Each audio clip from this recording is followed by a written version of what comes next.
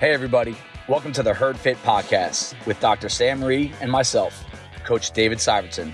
This podcast is aimed at helping anyone and everyone looking to enhance their healthy lifestyle through fitness, nutrition, and most importantly, mindset. All right, welcome back to the Herd Fit Podcast. I am Coach David Syvertson. I'm here with my co-host, Dr. and Coach Sam Marie, and we are just a few weeks into, I guess by the time this airs, we're about a month into Outlast Fitness.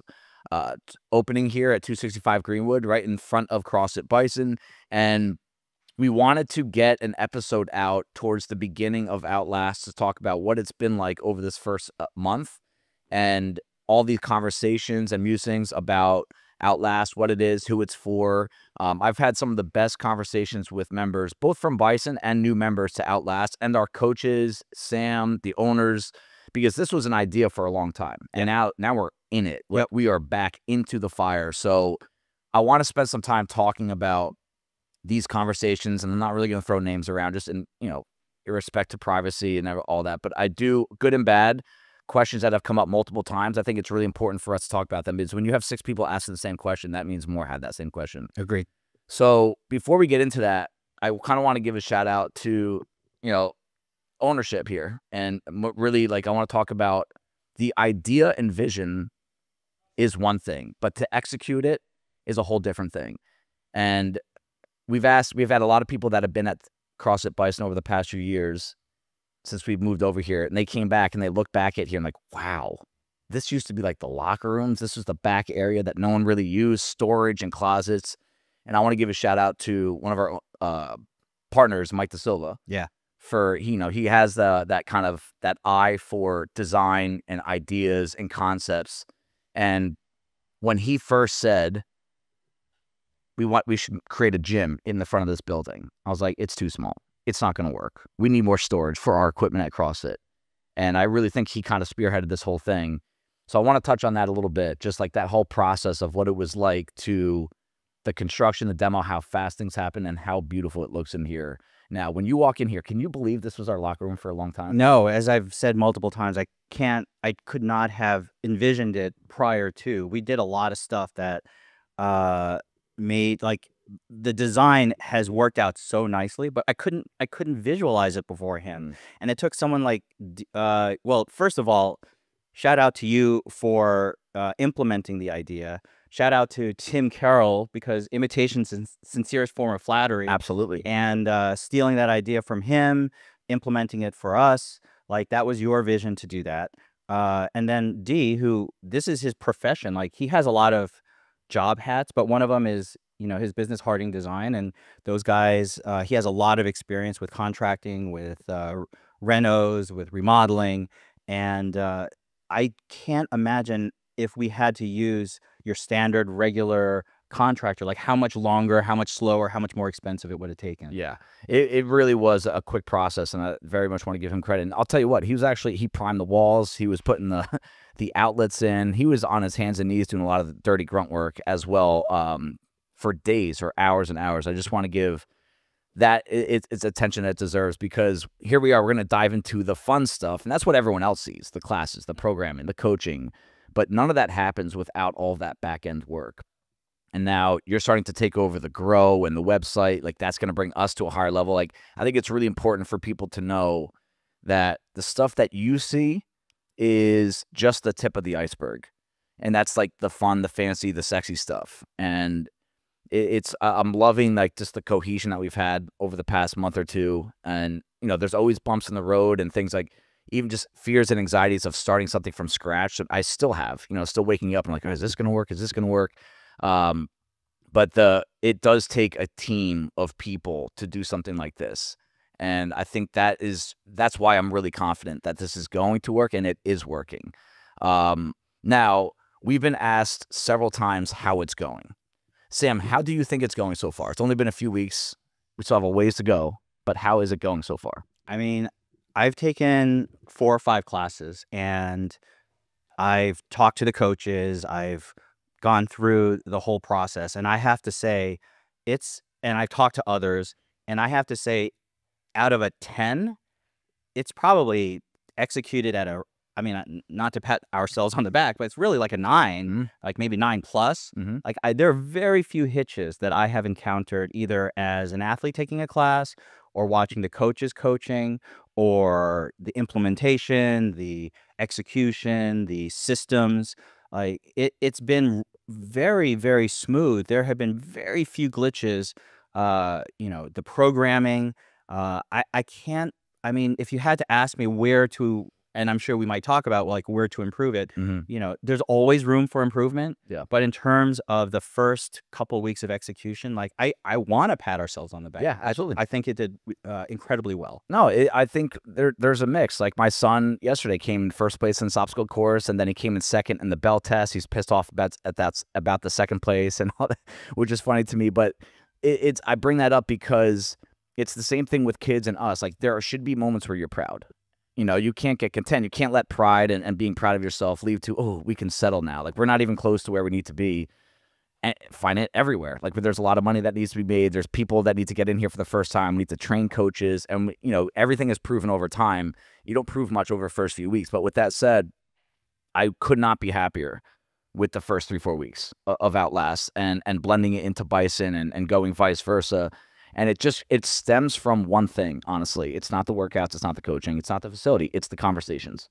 The conversations that we're having are probably more beneficial to us, both short-term and long-term, than any element that can happen in 2-3 weeks, because we've been in business a long time. And I think that's something that needs to be taken into account, that part of the reason why it's going well early on is we made a lot of mistakes over the first gym. Yeah. Like I can come up with, we should probably do an episode on mistakes I have made in the first 5 years that you are not going to repeat again. It's okay to make mistakes. It's not okay to keep on repeating them.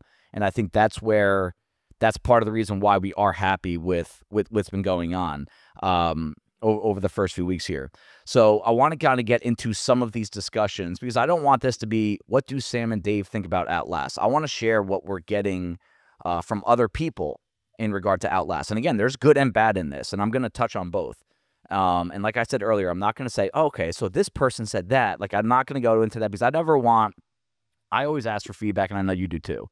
I want there to always be trust and respect from us saying that we won't repeat your name on a podcast that other people listen to because we want honest feedback. And I think some people are afraid to give honest feedback because they don't want to turn into a gossip fest. They don't want to have their name thrown out. So I'm just going to throw in some good and bad, and we'll talk about these and say, what we think about them. And, even constructive criticism, it doesn't always need to be, oh, yep, we need to change that because so-and-so said this. It's more, no, put it into the bank, see if it repeats itself, trends, and give feedback. We had someone join us from another gym, and part of her conversation here was talking about other gyms and where they struggled and why she came here, why she wanted to change in an industry where everyone wants change at some point, right? People like to switch things up when it comes to fitness.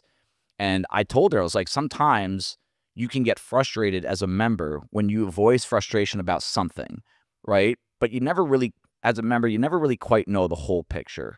So you have to always understand that because you don't like XYZ, it doesn't mean it's going to change.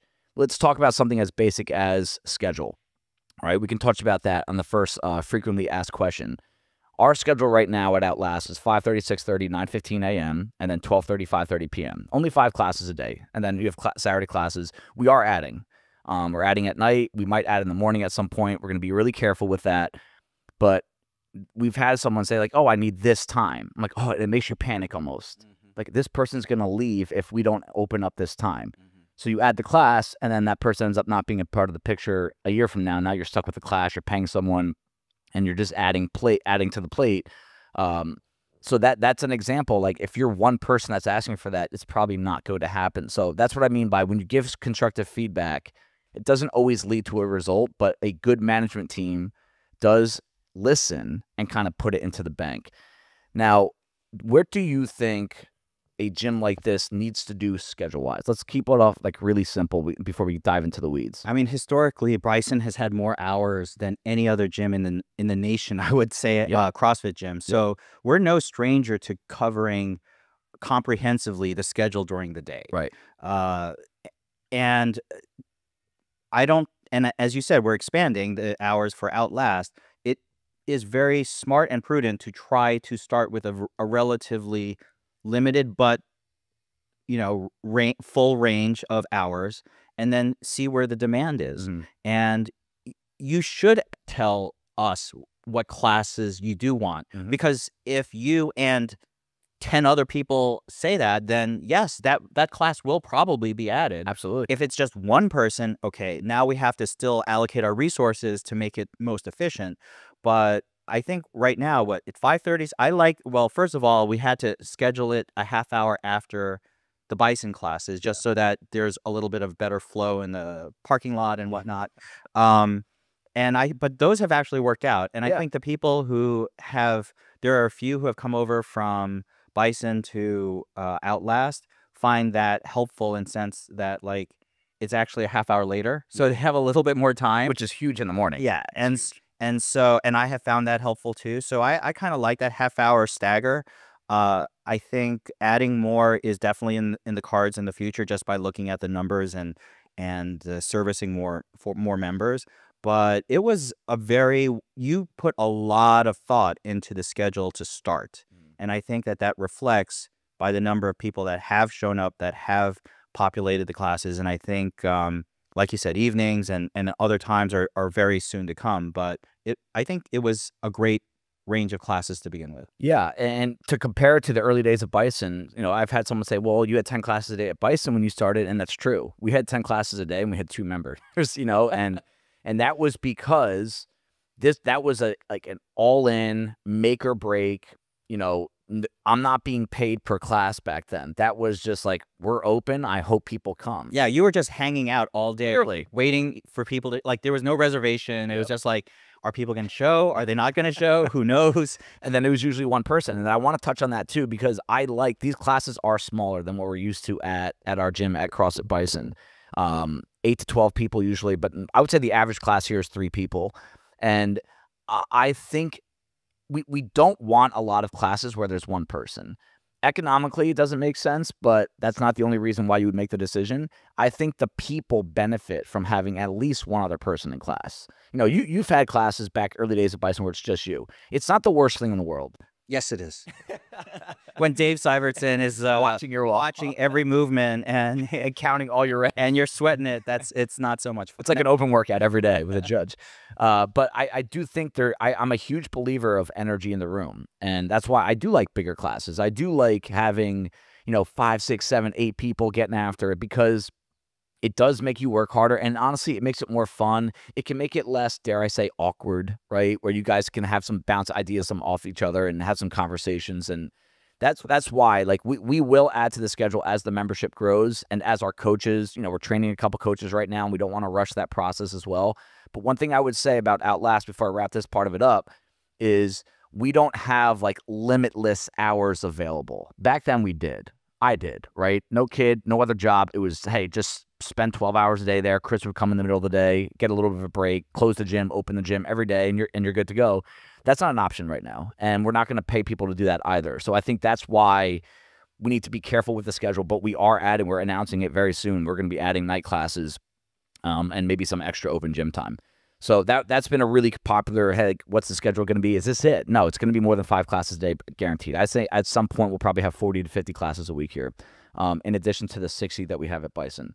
So here's a really big question. I think we could do an entire episode on this, is who is this program for? Who is this gym for? Who are these workouts for? Because I think there has been some confusion on the CrossFit side that this Outlast is not for them. It can be for them, but it was not the main motivator of creating Outlast. It was, hey, I just want to give another option for CrossFit Bison athletes to work out at. We have a huge contingent of people from Bison that are either transferring over or getting 10 packs, blah, blah, blah.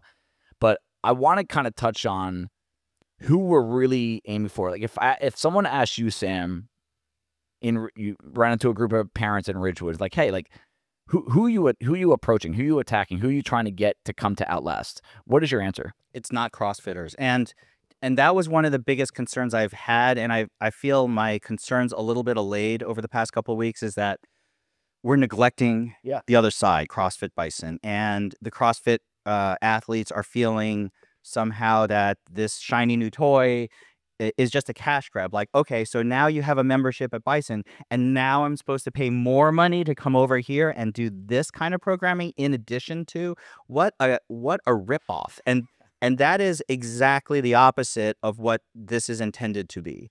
Like, trust me, I have gone on both sides, and I know that if I stayed over on the CrossFit side every day that I wanted to work out, I would be just fine. Absolutely. There's nothing on this side that someone who is on the other side is missing out on, per se. However, it does complement it in certain ways. So one of the things about CrossFit is that there's always a lot of intensity to it. Yeah. Like, no matter what, like, we could talk I would love to talk about different workouts and how they make you feel and the intensity level.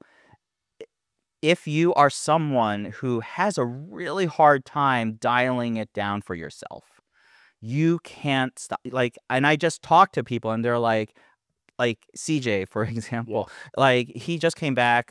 He was recuperating after a while, but he's learned. But he said it's really hard when you come into that side because he's a very competitive, high level guy. Yes. And he's like, when I'm sitting next to someone else in my lane, it's just very hard to like dial it down. Yep. However, he has learned how to dial it down. If you are someone who has a lot of difficulty with that, who feels really beat up, pulling a workout or two and dropping in at Outlast is not any worse than, say, going to physio or another complementary treatment for your fitness. It's not designed, unless you choose it to be, your main modality of fitness. Like, I still feel CrossFit is the answer. It will be the answer for me. If I had to come here every day, I could still make it work for my fitness, but it's not something that I would really enjoy as a whole. But I understand the people who do. But that's why it's not for CrossFitters. Yeah. It's for people who don't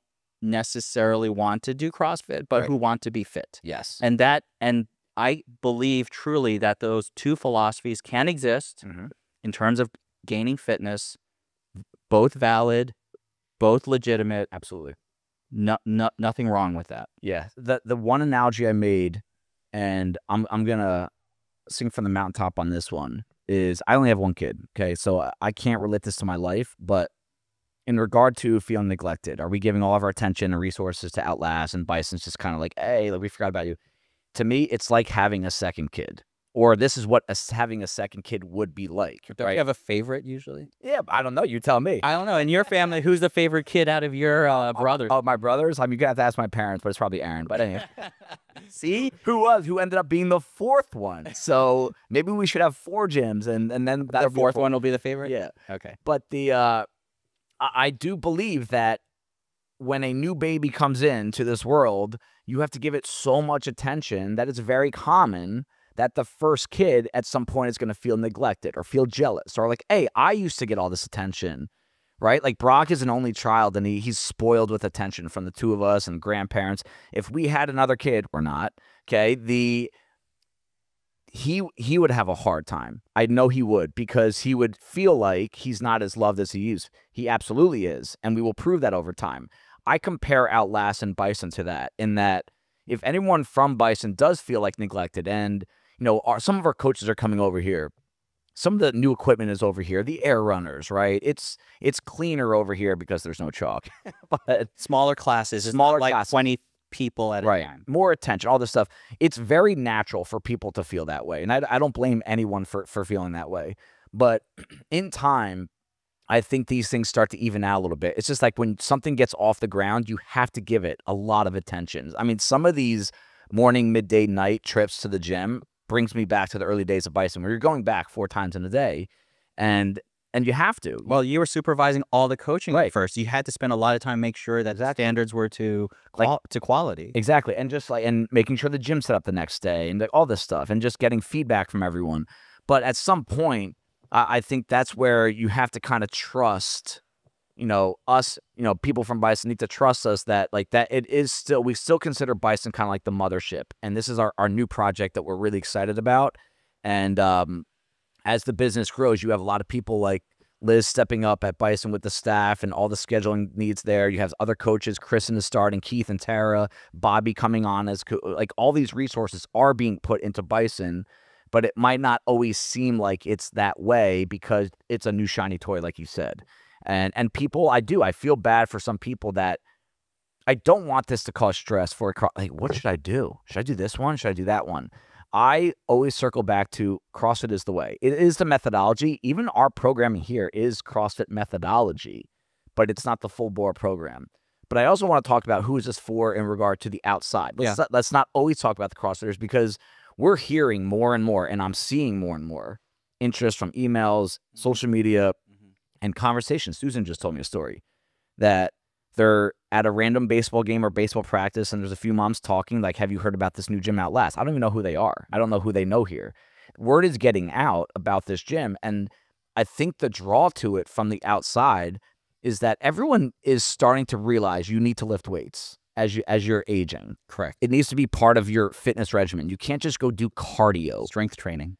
And not a lot of gyms are doing that now. I mean, I don't want to throw any franchise gyms under the bus, but boot camps are just get your heart rate up, breathe heavy, go hard, get on a treadmill, go on a rower, do burpees, do push-ups, but you're not lifting. And I think here you lift a lot of heavy weights at this gym every single week.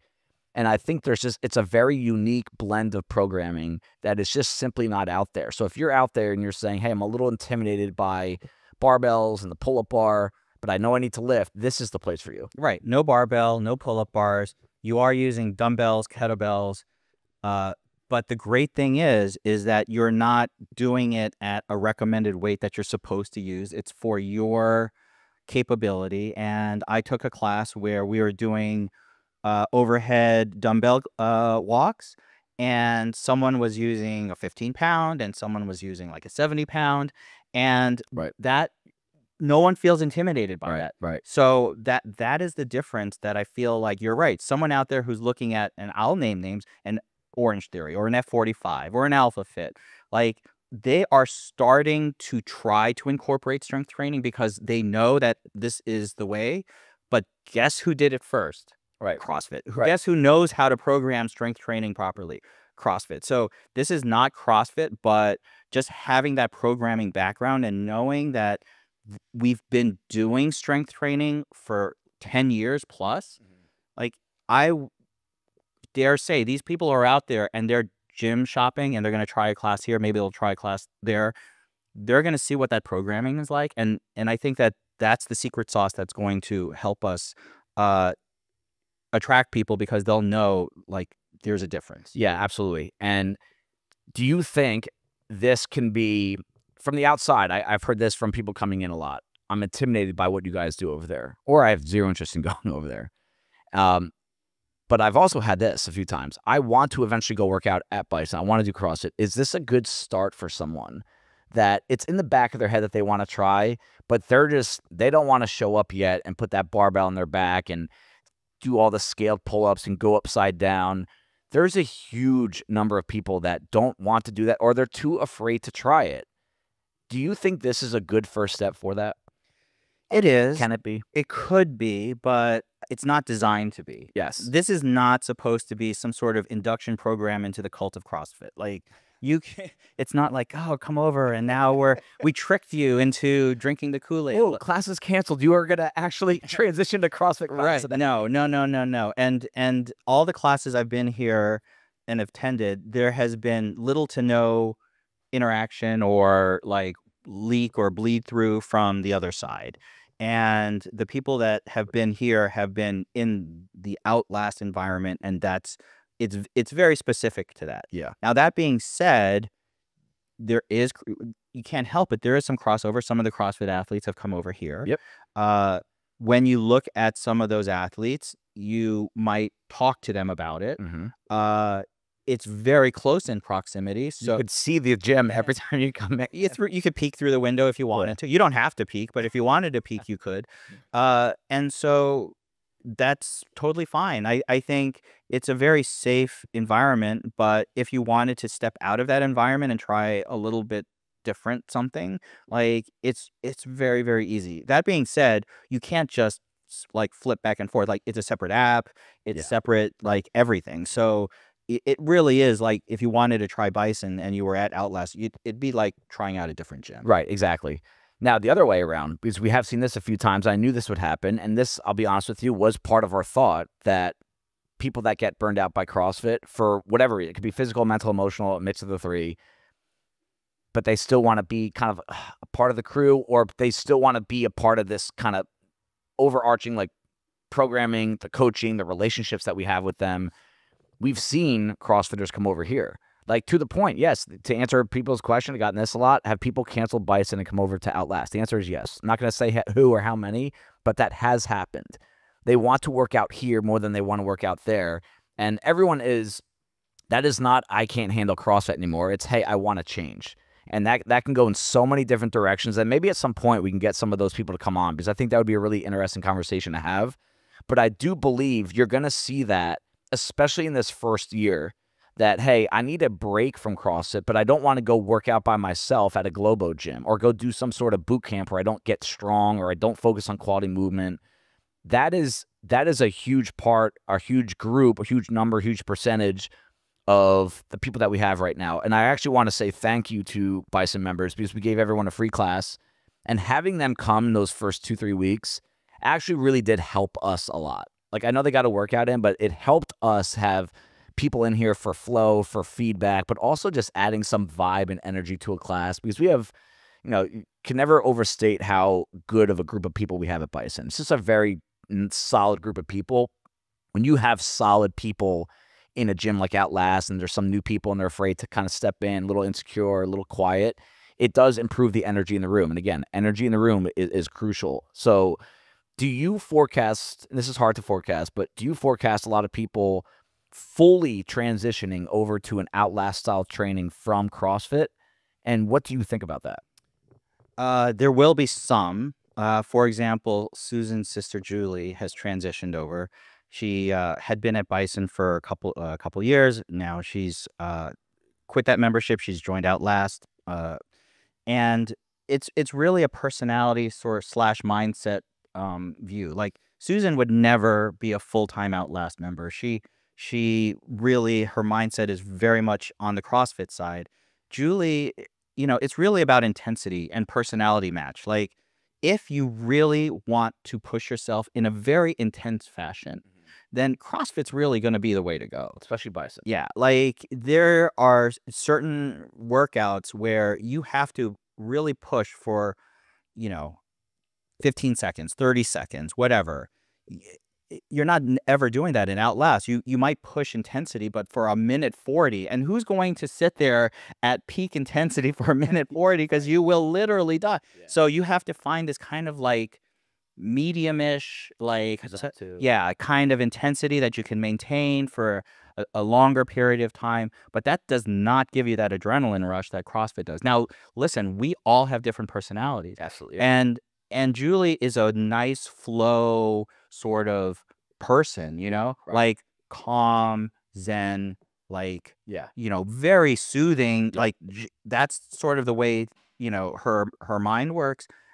Susan's go, go, go. Like, let's get this stuff done. Yeah. And so, is it wrong to have any one of those two personalities? Absolutely not. No. And honestly, I bet you in a couple months, maybe Julie might drop in on the other side, because she does personal training with Brian DiCarlo, made tremendous progress on the CrossFit side. And vice versa. Susan has dropped in a couple times here too. So, yeah. But I don't think there are going to be so many people. There are certain people at Bison that will find the intensity level here, the difference, to be more their suit, and they will do it. Yeah. But I would say the majority, or the vast majority of us who have been CrossFitting for any amount of time will stick with it. And I think that's great. I think every class I've been in so far has been a mix of brand new people from outside, yep. A couple people who were from the other side, and that mix has been super stimulating. Yeah. Like, it's really interesting to see new people who have no CrossFit experience come in and do these workouts, and some of them have crushed them in ways that I was like, wow, how are you able to maintain that intensity for a minute 40? It's because they're used to sort of doing that. And then some of them just found it brand new, and that weight training and strength training was something that was a challenge for them. So yeah, I don't see it being a problem on the CrossFit side. Yeah. And so now I kind of want to dive into some of like because you brought up something with in regard to the word personal training, because I actually had my my 5th grade football coach, my first ever football coach came in. He's out a member here. And he goes, one of the things he said after a class, he goes, it kind of feels like, it's kind of like personal training. You know, there's 4 of us, 5 of us, you know, so you don't get your only one-on-one coach, but sometimes personal training can get a little like kind of boring if it's just 2 of you. So you have 4 other people, you're going after it, the coach gets to bounce around a little bit.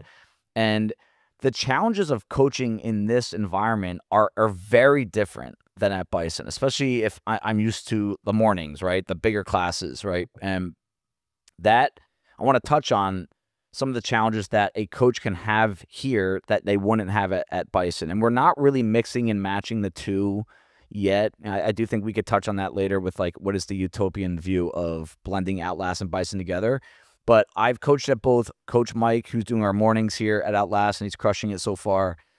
He's doing a great job just kind of building the vibe, building the culture in the morning.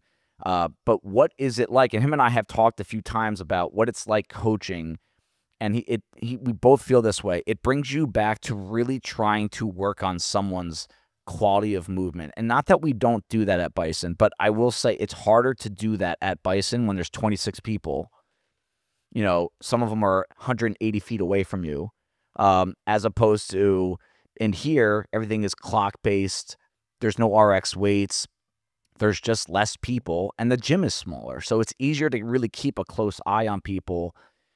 That kind of blend of coaching is a different skill set. And I'm not even going to say it's better or worse. Like, you just have to be better at assessing movement and explaining things without overdoing it. Where at Bison, you have to keep track of so many different things at once, like including names on the board and the zones and the pull-up bar heights. Like, you know, it's challenging sometimes. Like, you have to do 11 things in 7 minutes when you're coaching that many people, and that is its own skill set. But here, it's a little bit more like individualized to actually coaching an athlete through movement. So at some point, Sam, because you're still coaching on the Bison side, you're doing Thursdays and Saturdays, you're going to be coaching classes here at some point. I know you are.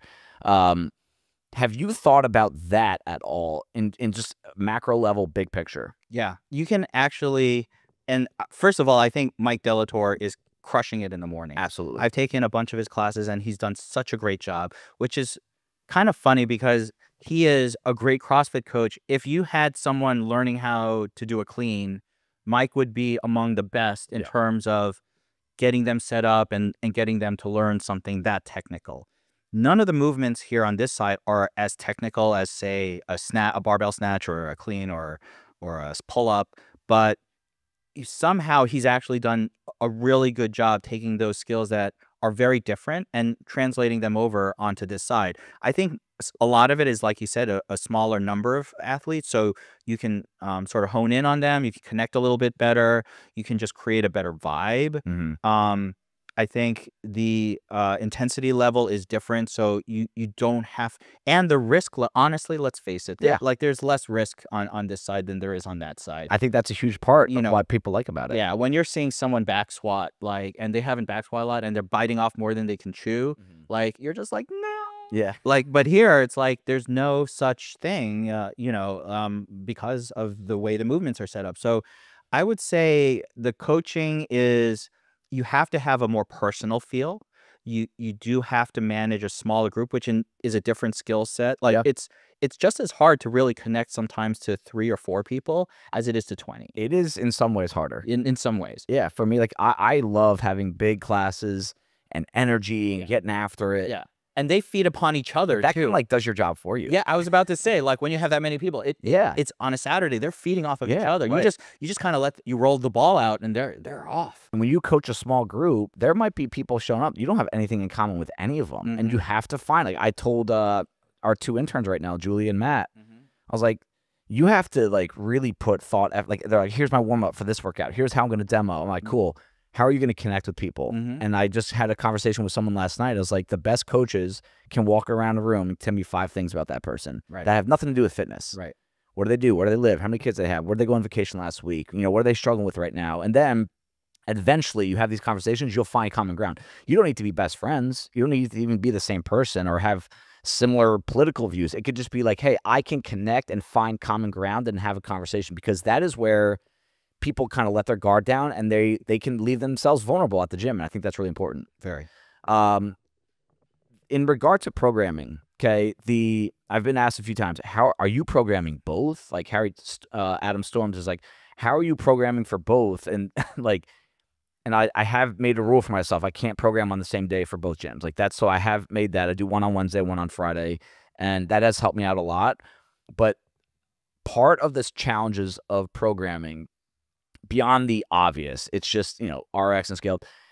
I'll tell you what, it's at the whiteboard when I talk about the workouts to classes. And my first week, our week 0, where we're doing the free trial week, I think almost every workout I was almost underselling CrossFit methodology, meaning, guys, here's the workout, push up, sit up, air squat, but don't do the CrossFit stuff. Like, you don't have to go as fast as you can here. Don't be like a CrossFitter. I'm like, wait, what am I saying? It's like, don't be like a CrossFitter. I am a cross, and I believe in it, and I feel like I had to almost check myself. I'm like, I can't talk out of both sides of my mouth and say I love and support CrossFit and that's what I want to do, but then to these people, I'm going to trash it. So I had to kind of recalibrate, A, how I talk about workouts, how I deliver them, and B, when I'm programming them, to really give the opportunity for freedom of choice of, hey, if you want to get after some of these, we've had a couple days here that are harder than bison wads, if you want them to be. If you want them to be. And that's a big part of any workout regimen. Like, how heavy do you want to go and how fast do you want to go on the machines? I mean, you could always make anything harder. But I think it's really, the challenge of programming is when you have people in there that are literally just trying to get their blood moving. We have someone that hasn't been to a gym since 2019, pre-COVID. And she's in a class with CrossFitters that came over that want to go after the hard CrossFit type workout because it looks cool on paper. So I think it's been a challenge to tell these people, you do need to lift heavy. I know we're not doing back squats and snatches over here, but you should be lifting heavy. There are workouts where we are telling you to go fast. I'm not going to tell you how fast, but you should be going fast. There are days where you do push-ups to failure. Like we have to, we really do. This is why I come back to the CrossFit methodology. There are a lot of parallels between the two programs. We just don't do all of the movements that you find in a bison. But at the end of the day, if Adrian Bosman was sitting here right now, a lot of what we're doing in Outlast, he would say that's CrossFit. So one aspect of CrossFit. Yeah, one aspect of CrossFit, but we are missing out on some components. So that's been an internal struggle of mine. It's like, hey, I am putting a CrossFit spin on some of these workouts. I would love to pick your brain about what aspects of CrossFit you're pulling and which ones you're kind of putting to the side, because they are all very CrossFit workouts. Yeah. But it's not Nate, like where you're doing 2 muscle ups and then like a bunch of heavy dumbbell snatches. Yep. And like going upside down. And going upside down. Like, so, but I could take a workout like Nate and create an Outlast type workout. Yeah, that's where it's very interesting. And again, that's where the difference is between a place like Outlast versus other places is you're pulling some of these principles that we know work, but you have to shape them differently, because the amount of intensity level you need to do 2 bar muscle-ups or 2 ring muscle-ups at a time is pretty high. Right. Like, and you got to be, especially for 20 minutes. Right, and you got to be locked in. Yes. But for something like this, so I would love to hear you, like, one episode would be great, is like